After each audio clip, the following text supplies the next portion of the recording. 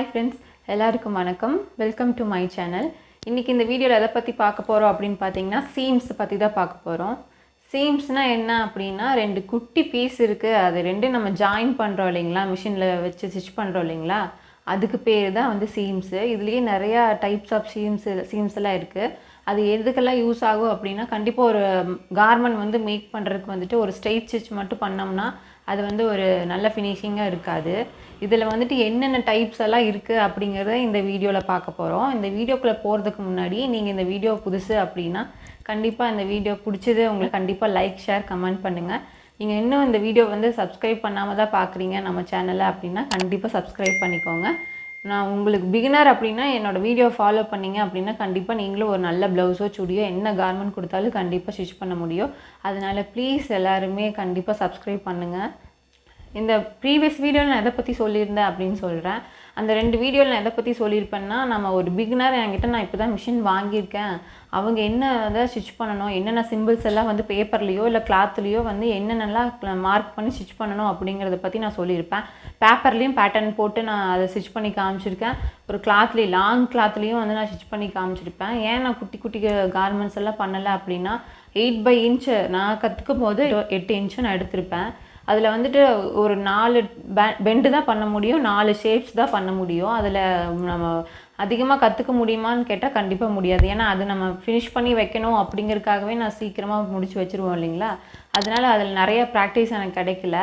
அது ஒழுங்காக பண்ணாதனால நான் வந்து ப்ளவுஸ் ஸ்டிச் பண்ணும்போது எனக்கு வந்து ஸ்ட்ரெயிட்டாவோ இல்லை கர்வ் லைனில் நம்ம நெக் ஃபினிஷிங் பண்ணும்போது ஒரு அளவுக்கு நல்லாவே வரல, கோணையாக நல்லா நேராகவே எனக்கு தைக்க வரல. அதனால் பேசிக்கு நீங்கள் வந்து எவ்வளோ தடவை நீங்கள் ப்ராக்டிஸ் பண்ணுறீங்களோ அதை பொறுத்து தான் நம்ம வந்து ஒரு நல்ல கார்மெண்ட்டை வந்து நம்ம ஸ்டிச் பண்ண முடியும். ப்ளவுஸ் தைக்க தெரியும், கட் பண்ண தெரியும்னா ஓகே, நேராக அடிக்க தெரியணும், கோணை இல்லாமல் பெண்டு இல்லாமல் இந்த ஷேப்லலாம் வரும்போது நான் ஊசியை நிறுத்தி கரெக்டாக டேர்ன் பண்ணுங்கன்னு நான் சொல்லியிருப்பேன்.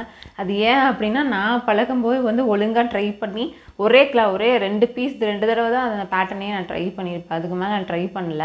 அந்த தப்பு நான் பண்ணினால நான் ப்ளவுஸ் தைக்கும்போது எனக்கு ஸ்ட்ரைட்டாகவே அடிக்கவே வரல, கோணையாக இருக்கும்.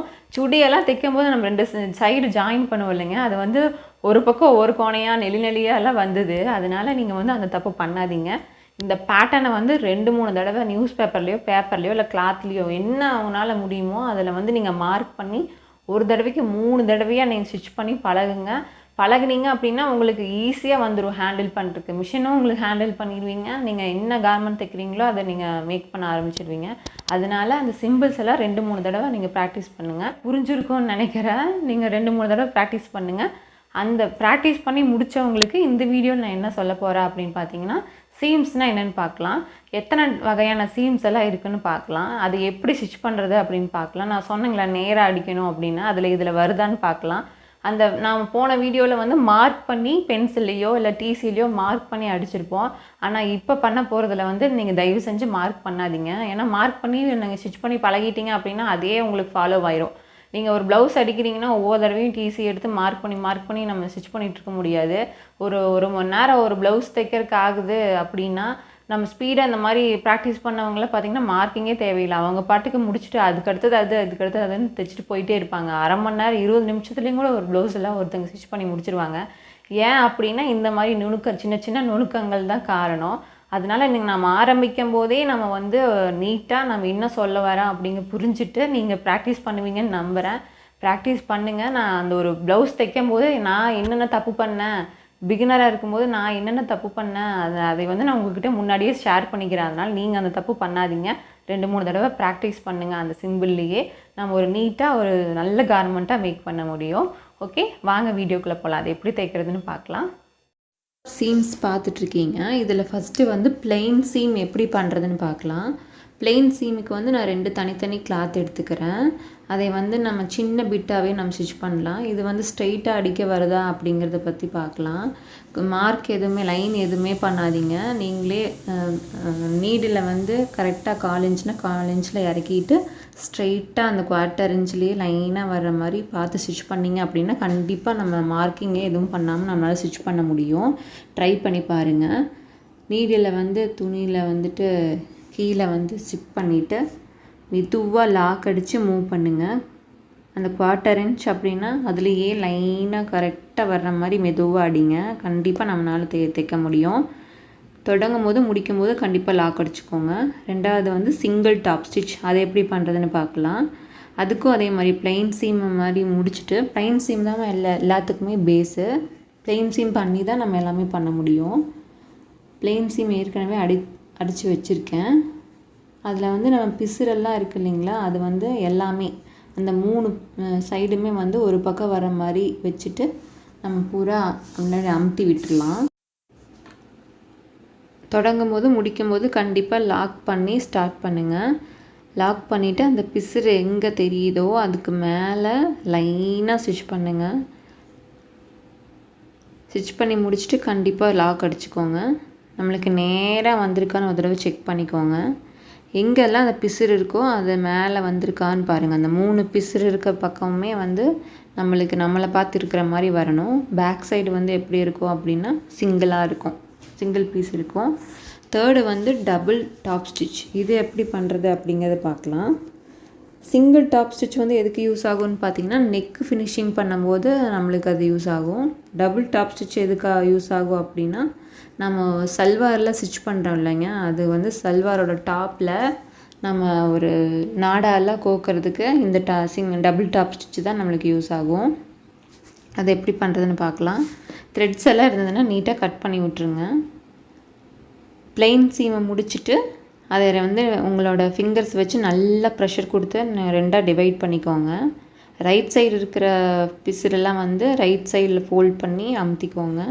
லெஃப்ட் சைடு இருக்கிற பிசுரை வந்து லெஃப்ட் சைடு டேர்ன் ஒரு மாதிரி பெண்ட் பண்ணி நல்லா ப்ரெஷர் கொடுத்து அமுத்திக்கோங்க. அமுத்திட்டு 2 சைடுமே ஸ்டிச் பண்ணணும். இது டாப்பில் எட்ஜ்லேயும் வந்து ஸ்ட்ரைட்டாக ஸ்டிச் வரணும், அந்த லெஃப்ட் சைட்லேயும் ஸ்ட்ரைட்டாக ஸ்டிச் வரணும். பண்ணிவிட்டு அடுத்தது நெக்ஸ்ட் சைடு ஃபினிஷ் பண்ணுங்கள். இதுலேயும் வந்து நம்ம லாக் பண்ணி டேர்ன் பண்ணி திருப்பணும். அப்போ தான் வந்து நம்மளோட ஸ்டிச்சஸ் வந்து பிரியாமல் இருக்கும். டபுள் சைடுமே அந்த எட்ஜஸில் தையல் வர்ற மாதிரி பார்த்துக்கோங்க. அப்போ தான் வந்து நீட்டாக இருக்கும். நம்ம எது தைச்சாலுமே எந்த ஸ்டிச் போடுற மாதிரி இருந்தாலும் நீங்கள் ஃபோல்டு பண்ணுறீங்க அப்படின்னா அந்த ஃபோல்டோட எட்ஜஸில் தான் ஸ்டிச்சஸ் வரணும். அங்கே பாருங்கள், உங்களுக்கு வீடியோவில் தெரியுதுன்னு நினைக்கிறேன்.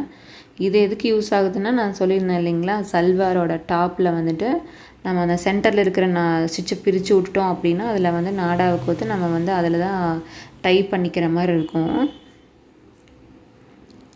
நம்ம இனி வர வீடியோஸில் வந்து அதை எப்படி ஸ்டிச் பண்ணுறதுன்னு பார்க்கலாம்.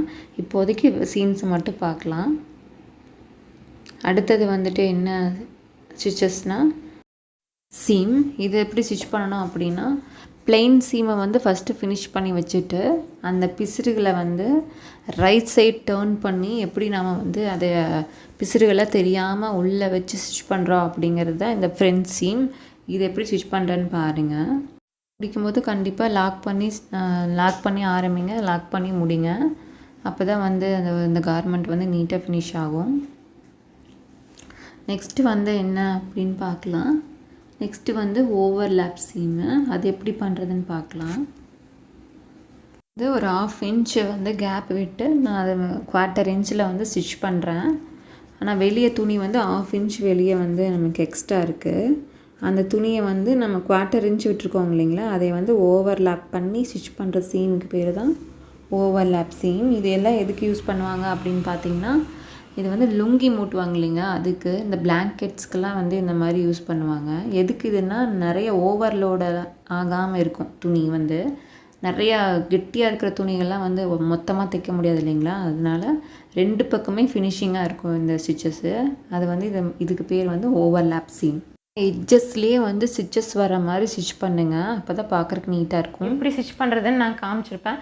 உங்களுக்கு புரிஞ்சிருக்கும்னு நினைக்கிறேன். புரியலினாலும் கமெண்ட்டில் இருந்தீங்கன்னா அதுக்கான ரிப்ளை உங்களுக்கு கொடுக்குறேன்.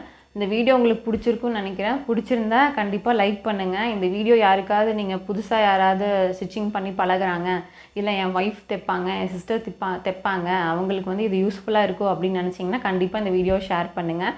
அவங்களும் இந்த வீடியோவை பார்த்து இவங்களும் தைச்சு பழகட்டும். அதனால் இந்த வீடியோ கண்டிப்பாக ஷேர் பண்ணுங்கள். உங்களுக்கு பிடிச்சிருந்தது அப்படின்னா கண்டிப்பாக இந்த வீடியோக்கு ஒரு லைக் கொடுத்துருங்க. நீங்கள் இந்த வீடியோ ஒன்றும் நம்ம சேனலுக்கு சப்ஸ்கிரைப் பண்ணாமல் பார்க்குறீங்க அப்படின்னா கண்டிப்பாக அந்த ரெட் கலர் சப்ஸ்கிரைப் பட்டன் அமுத்திக்கோங்க. தேங்க்ஸ் ஃபார் வாட்சிங்.